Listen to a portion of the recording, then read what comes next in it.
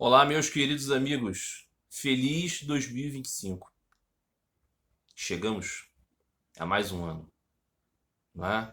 Estamos aqui nesse 1º de janeiro de 2025 e eu desejo a todos vocês um maravilhoso ano, um ano cheio de força, de entusiasmo, de capacidade de encarar a vida como um evento divino, encarar a vida como um evento mágico, como uma oportunidade maravilhosa de descobrir a sua natureza espiritual, o sentido da existência, se encantar com as coisas, considerar que esta vida será sempre cheia de muitos desafios, de altos e baixos, mas que existe lá, escondido, né, no miolo da vida, uma coisa maravilhosa.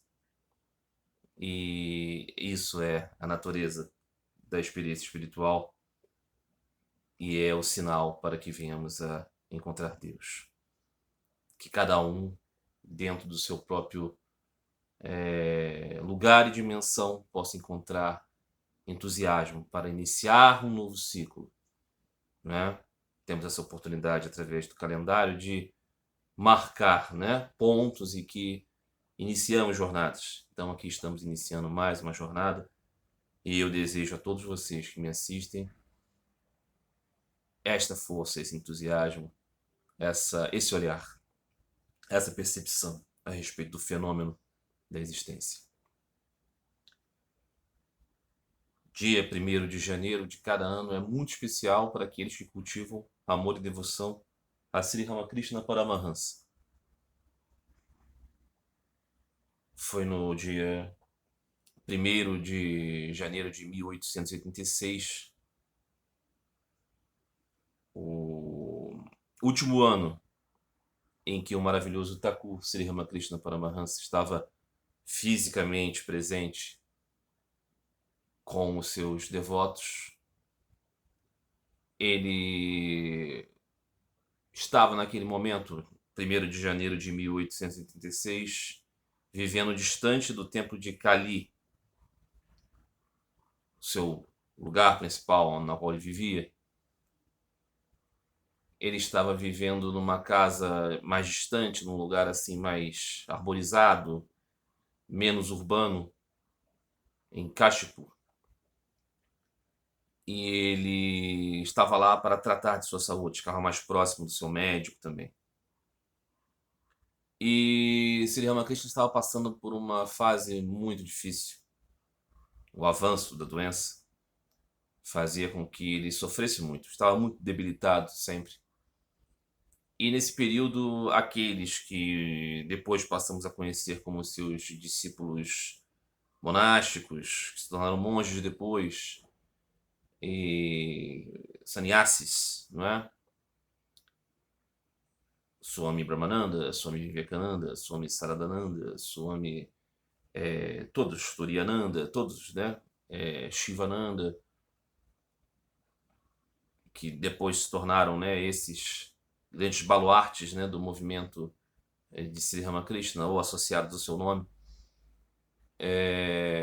Eles eram meninos jovens, todos muito jovens, assim, de adolescentes para jovens adultos. E eles estavam todos muito dedicados a ajudar Sri Ramakrishna, junto com o Sri Saradev, a cuidar dele dioturnamente. Mas nesse dia, 1º de janeiro de 1886, particularmente naquela manhã, eles estavam cuidando de outras coisas. E Sri Ramakrishna estava mais aos cuidados dos devotos e discípulos guirrastras, chefes de família, ou aqueles que não eram inclinados totalmente para essa renúncia completa. Sri Ramakrishna olhava para esses meninos, que depois se tornaram os swamis da ordem de São Ramakrishna, e dizia: eles são puros, eles são almas liberadas, que vieram a esse mundo já livres de luxúria e ganância. Ou vieram completar essa existência para vivê-la de modo completamente desassociado dessas paixões que tanto prende. Então esse era o caráter especial desses garotos. Sri Ramakrishna tinha um amor profundo por eles e dizia aos seus outros devotos: se você tiver oportunidade de servi-los, de alimentá-los, você está fazendo como se você estivesse servindo no templo. Tal é a pureza desses jovens. Ele não disse que eles eram totalmente plenos de conhecimento, de entendimento. Não. Ele deixou muito claro que não eram. E ele deixou muito claro que não poderia concluir o treinamento deles. Esse treinamento seria incompleto. Eles continuariam com muitas mazelas de entendimento, de compreensão. Muitas e muitas. E isso explica até mesmo a inclinação de muitos desses puros discípulos de Sri Ramakrishna às filosofias que Sri Ramakrishna nunca ensinou. Mas eles eram muito firmes, muito corretos e muito puros, liberados de luxúria e ganância. E nisso eles tinham todo esse amor de Sri Ramakrishna. Mas Sri Ramakrishna também tinha outros devotos, que eram muito queridos por ele, muito próximos dele, mas que tinham outras características, que eram pessoas que tinham vida familiar, cônjuge, filhos, trabalhos, profissões, posições na sociedade. Não seriam sannyasis, mas seriam renunciantes internos. E Sri Ramakrishna valorizava muito esses também. Nós conhecemos fundamentalmente os ensinos de Sri Ramakrishna através de duas grandes biografias, o Sri Ramakrishna Kathamrita, que aqui nesse canal eu faço o trabalho de ler integralmente, que foi concebida por um desses discípulos casados, grihastas de Sri Ramakrishna, Mahendranath Gupta. Mahendranath Gupta era casado, tinha filhos, tinha problemas com a família, tinha problemas com o trabalho, tinha problemas com a situação econômica, tinha problemas com o estado social, tinha todas essas características que não fazem dele um liberado, né, completamente dessas amarras do mundo, mas ainda assim ele era um dos mais próximos discípulos do Senhor, de Sri Ramakrishna. E recebeu essa tarefa monumental de conceber esse novo Bhagavata para o mundo, o Sri Ramakrishna Kathamrita. E outros eram assim, muito queridos de Sri Ramakrishna, muito próximos dele, muito fiéis. Nós também temos uma outra grande biografia, o Sri Ramakrishna Lila Prasanga, aqui no Ocidente conhecido como Sri Ramakrishna Grande Mestre, que foi concebida por Swami Saradananda, que depois se tornou então um discípulo, né, desses, né, livres de luxúria e ganância que se tornaram swamis. Mas então temos, né, que os discípulos, homens casados, homens e mulheres que tinham família, filhos, eram também muito próximos de Sri Ramakrishna. E nesse dia, 1º de janeiro de 1886, eles estavam lá mais próximos de Thakur. E nesse dia em especial, Sri Ramakrishna acordou com uma disposição física renovada. Ele estava bem, ele estava disposto, ele estava saudável, ele estava manifestando a todos um estado físico que há muito tempo não se via. E isso causou uma felicidade muito grande nas pessoas, é claro, né? Todos aqueles que já conviveram com pessoas que estão passando por doenças graves sabem quanto é sofrido ver a pessoa que você ama, a pessoa que você gosta, a pessoa que você admira, muito mal. E quando ela tem esses dias em que melhora, há uma alegria profunda, né? Uma lufada de entusiasmo vem a todos. E aquelas pessoas tinham Sri Ramakrishna em uma posição muito alta, não é? Aquelas pessoas tinham Sri Ramakrishna como os discípulos do Senhor Jesus tinham o Senhor Jesus. Para que vocês entendam. Ok? Sri Ramakrishna era para eles um profeta. Sri Ramakrishna era para eles um santo maravilhoso. Sri Ramakrishna era para muitos deles a manifestação do divino. Então foi um dia de muita alegria. Sri Ramakrishna quis se levantar, quis caminhar, quis passear por essa propriedade e o fez cercado, evidentemente, de devotos, de discípulos que estavam juntos. Mas desses, os de que viriam a ser os discípulos monásticos, os sannyasis, esses swamis da ordem de São Ramakrishna, tão conhecidos, eles estavam realizando outras coisas, outros trabalhos. Trabalhos, por exemplo, manuais na propriedade e tudo mais. Olhando essa cena de Sri Ramakrishna saindo para passear junto com os discípulos casados, estava, por exemplo, esse que veio se tornar Swami Saradananda, Sarat. Ele estava lá de longe, de um telhado, olhando a cena.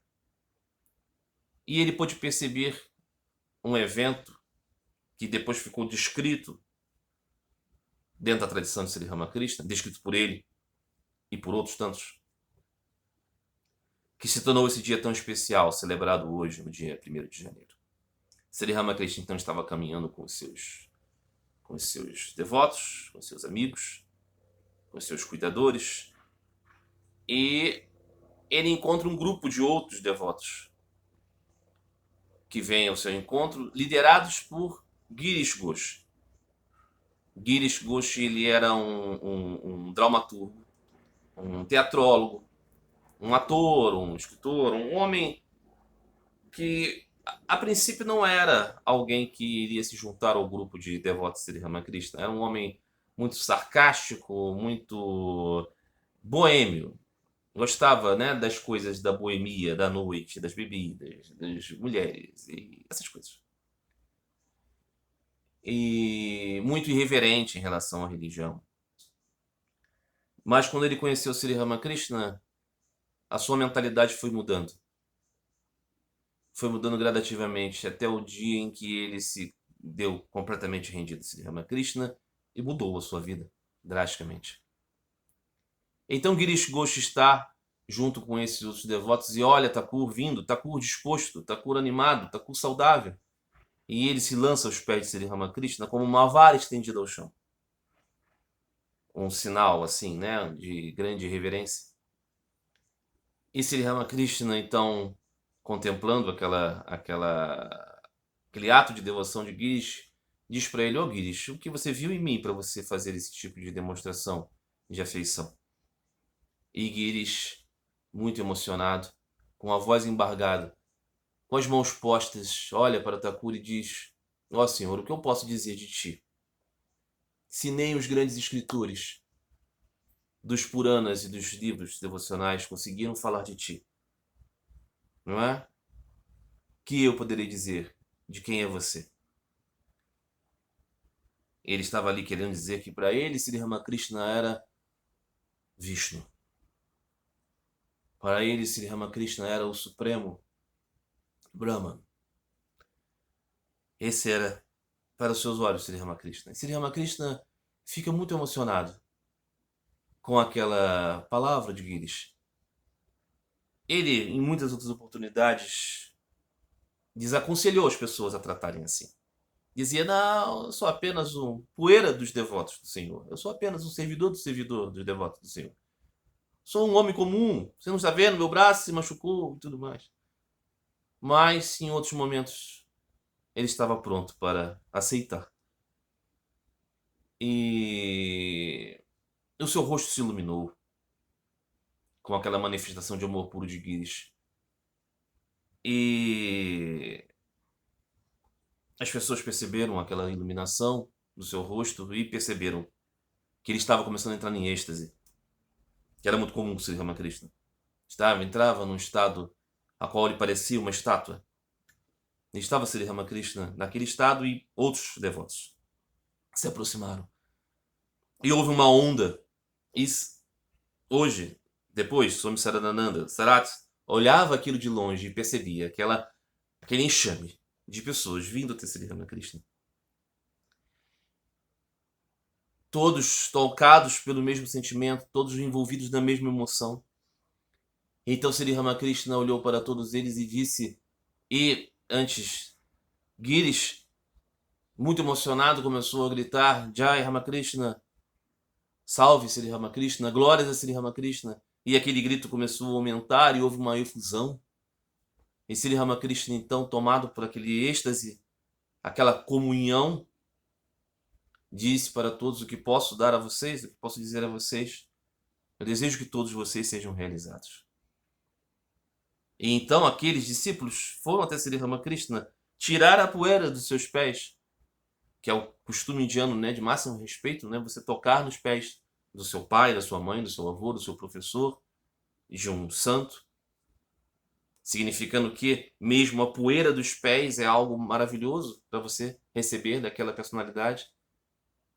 E todos aqueles que foram tocados por Sri Ramakrishna naquele momento, receberam uma energia, uma iluminação, uma manifestação do poder divino completamente única. E eram como se todos estivessem sendo chamados a ir a uma fonte de bem-aventurança. E todos foram até ele, e aquilo durou alguns instantes, mas foi completamente dramático e maravilhoso e real para cada um deles. Cada um com uma natureza diferente de realização. E teve um momento que aquilo findou-se. Como se fosse uma explosão, sabe? E uma energia saindo de uma fenda de uma montanha. Em um dado momento aquilo se extirpou. As manifestações eram de tipos variados.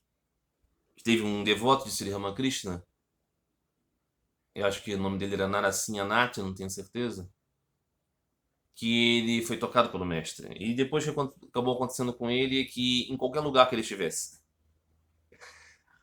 a face luminosa de Sri Ramakrishna aparecia. Ele estava no seu escritório e ele via a face de Sri Ramakrishna. Ele estava no banheiro de sua casa, ele via a face de Sri Ramakrishna. Ele estava junto com a sua esposa em casa e ele via a face de Sri Ramakrishna. Em um dado momento ele teve que ir até o mestre e dizer: mestre, eu não consigo deixar de ver o seu rosto. Eu não consigo realizar as coisas da minha vida. Por favor, senhor, me alivie dessa graça. E gradativamente ele foi deixando de ver o rosto de Sri Ramakrishna em tudo. Qualquer um de nós aqui pode pensar: mas que tolo, porque ele foi pedir ao mestre que retirasse dele esta graça tão grande. Quantos de nós gostaríamos de ter isso? Nós mal conseguimos realizar as nossas práticas. Nós mal conseguimos reservar 20 minutos diários para repetir o nome do mestre. Nós mal conseguimos desviar o nosso olhar das coisas que nos afastam da lembrança de Deus. Nós estamos sempre tão apurrinhados com política, com coisinhas, com futebol, com besteiras. Então eu acho que nós deveríamos fazer, né? Ter com muita facilidade entender como é difícil ser tocado por isso. Mas o ponto é que a graça veio, mas às vezes os potes são pequenos para aguentar, não é?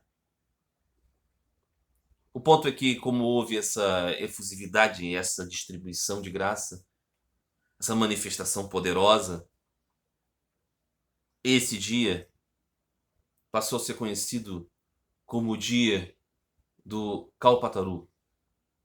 Kalpataru é a mítica árvore dos desejos. Aquela árvore mágica em que, se você a encontrasse e você levasse a ela um pedido, seria concedido. Seria concedido a você esse pedido. Existe uma anedota dentro dessa tradição que um homem estava deitado em uma árvore, Kalpataru, árvore dos desejos, e ele começou a pensar como seria bom se eu tivesse uma cama muito boa, uma cama rica com colchão confortável, e de repente, magicamente, manifestou-se debaixo dele essa cama. E ele ficou muito surpreendido, ele falou: "Oh, que maravilha seria também se eu tivesse alguém para me servir aqui um chá." E de repente apareceu um servidor. E ele pensou: "Rapaz, tudo que eu imagino acontece, imagine se eu penso então num tigre feroz." E aí o tigre apareceu e o comeu. A ideia é que é a qualidade da sua mente que dá a você os frutos da árvore do desejo. Então, como Sri Ramakrishna deu a todos a possibilidade de realização, é associada à ideia de que aquele dia ele se manifestou como a árvore dos desejos. Porque Sri Ramakrishna tinha dito que o Senhor é como a árvore dos desejos, ele dá tudo aquilo que os devotos pedem. Não é?